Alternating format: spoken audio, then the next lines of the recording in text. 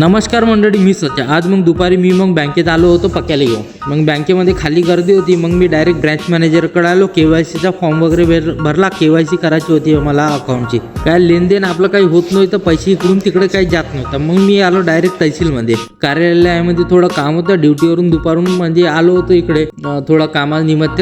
तहसीलमध्ये कसं 2-3 दिवस हेलपाट्या काढल्याशिवाय तहसीलचे काही काम होत नाही. मग तहसीलचे काम काही माझ्या आज पण झालं नाही. त्यामुळे मग मी आलो रिटर्न पुन्हा ड्युटीवर जाण्यासाठी निघालो. जाता जाता थोडीशी भूक लागली, जास्त नाही थोडीशी लागली. मग मी थांबलो एका गुपचूप आल्याजवळ.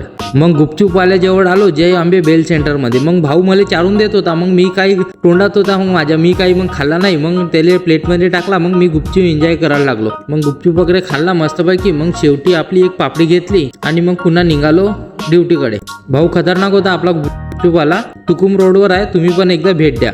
मग समोर आम्ही निघालो पुन्हा ड्युटीकडे.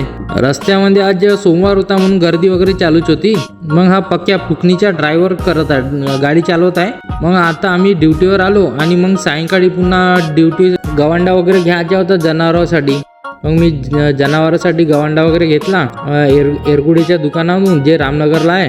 निघालो घराकडे जाण्यासाठी. मग घराकडे जाण्यासाठी एवढा मग बोजा वगैरे घेतला आणि तोंड कसं कारावून गेला दिवसभरातून काम करणं, इकडे तिकडे फिरण्यापासून. मग ठीक आहे मंडळी, भेटूया नेक्स्ट व्हिडिओमध्ये.